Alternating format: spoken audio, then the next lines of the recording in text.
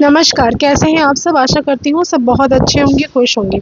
आज मैं आपसे बहुत ही महत्वपूर्ण चीज़ों के बारे में बात कर रही हूँ। जैसे हर किसी को पता है कि आज जो है वो चंद्र ग्रहण है, लेकिन मैं बात करूँगी पितृ पक्ष के बारे में। पितृ पक्ष पूर्णिमा के श्राद्ध आज ही हो गए हैं और पितृ पक्ष चालू हो गया है। तो अभी हमें 21 सितंबर तक जो पितृ पक्ष का समय है, कौन-सी चीज़ें ख़ास ऐसे अपनी ज़िंदगी में करनी चाहिए। हर एक की लाइफ़ में कहीं न कहीं इम्पैक्ट होता है, किसी-किसी की कुंडली में पितृदोष भी होता है। ये बहुत ही अच्छा समय रहता है कि पितृदोष को शांत कैसे कराया जाए इसी पितृपक्ष के दौरान।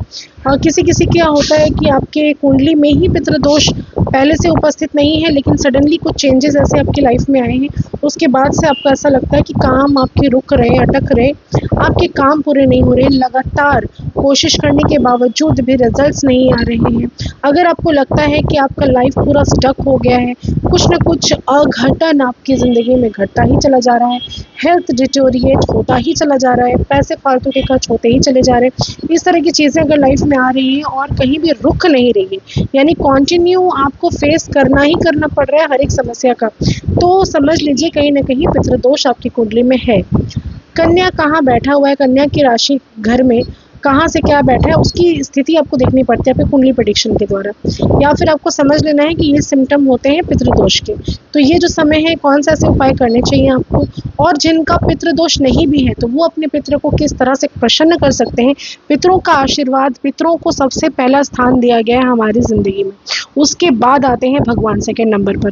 तो पितर अगर आपके खुश हो जाते हैं ना, तो ऐसा कोई काम नहीं है जो कि संभव ना हो करना, या ऐसा अगर उनका आशीर्वाद सदा आपके साथ अगर रहता है तो लाइफ में आप उन्नति की तरक्की के मार्ग पर चलते ही रहते हैं। और क्यों ना पितरों को खुश किया जाए, जो आपको अपना नाम देकर गए, अपना सरनेम देकर गए, आपको घर देकर गए, आपकी जो भी एसेट्स हैं उनके जिसको आप उपयोग में लाते हैं, वो सारी चीज़ें देखे गए, तो पितृ कहीं न कहीं बहुत बड़ा मैटर करता है। तो पितृ पक्ष के दौरान क्या करें, ना करें, ग्रहण जो कि 2 ग्रहण बहुत ही विशेष रूप से आपकी लाइफ को इम्पैक्ट करेगा। सबसे पहला ग्रहण तो आज के दिन का है, जब पितृ पक्ष शुरू हो रहे पूर्णिमा में जो चाँद जो है वो ग्रसित रहने वाला है।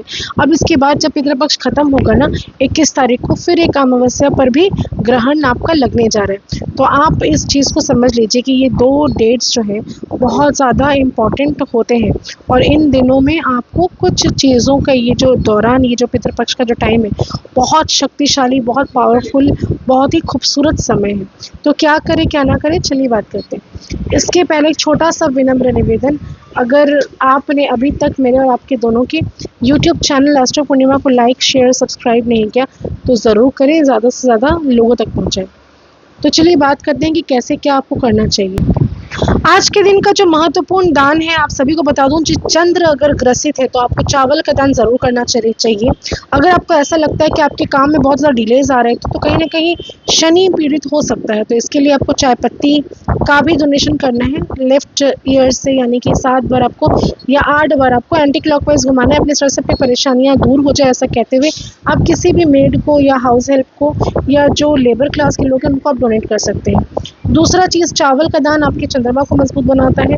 आप उसके साथ कुछ भी सीजनेबल सब्जियां, फल, ये सारी चीज़ें भी डोनेट कर सकते हैं, पैसे वगैरह भी डोनेट कर सकते हैं। इन सबको टच करके आप रख दीजिए आज रात को, कल सवेरे नहाने के बाद आप उसको दान करिए, ये ज़रूर करना है। अपने घर के पूजा स्थान को भी साफ सफाई करके गंगा जल का छिड़काव पूरे घर पर करके आप ज़रूर डोनेशंस करिए, वो बहुत ज़्यादा इंपॉर्टेंट है। और आज रात को तो आपको नाम जप, मंत्र जप, भजन कीर्तन ज़रूर करना चाहिए। पूजा पाठ आप नहीं कर सकते, टच नहीं कर सकते भगवान को, लेकिन ये सारी चीज़ें करिए। और पितृ को खुश करने के लिए रोज़ सवेरे नियम बनाइए आज के बाद से कि जब भी सुबह उठना है, बासी मुँह से उठकर जहाँ से भी आप पानी पीते हैं ना, वहाँ से थोड़ा सा पानी लेकर अपनी चौखट पर छिड़काव करिए। आपके पितृ इंतज़ार करते हैं, वो तृप्त होते हैं। कौवा को अगर आपने इन दिनों में हर रोज़ चावल के साथ दही मिलाकर खिलाना शुरू कर दिया तो आपके पितृ बहुत खुश होते हैं। पीपल की वृक्ष की जड़ों में आप अगर कल से शुरू करते हैं जल देना, पीपल के जड़ों में अगर आप जल देना शुरू कर देते हैं सवेरे उठकर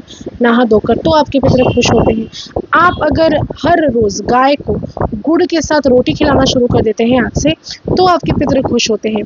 थोड़ा सा काला तिल कच्चे दूध में डालकर महादेव पर अगर अभिषेक करना शुरू कर देते हैं और हाथों में कुशा को अगर आप रिंग की तरह बांधकर इस कार्य को करते हैं, तो आपके पितृ तर जाते हैं, खुश होते हैं। जिनके भी पूर्वज नहीं रहे, उनको चाहिए कि कि गया जी में जाकर आप पिंडदान ज़रूर कर दीजिए। जो भी तिथि होगी आपके पिताजी की, आप उसको देखकर ज़रूर जाइए, पिंडदान करिए। ऐसा करने से आपके पितृ तर जाते हैं। ये जो योनियाँ होती हैं ना, प्रेत योनि से मोक्ष तक की जो यात्रा होती है, पितृ तक की जो यात्रा होती है, इस समय में किए गए हमारे कर्म पितृ को सही स्थान पर पहुंचाते हैं और उनको प्रेत होने से मुक्त करवाते हैं। तो अगर आपने ये काम कर लिया तो समझ लीजिए कि पितृ आपसे खुश रहेंगे, सदैव आप पर आशीर्वाद उनका रहेगा। तो इस कार्य को ज़रूर करना चाहिए। इस समय जितना ज़्यादा दान कर सके आपके लिए उतना ज़्यादा फलदायी होने वाला है। जितना जानवरों की सेवा कर सके वो उतना ज़्यादा लाभकारी होता है।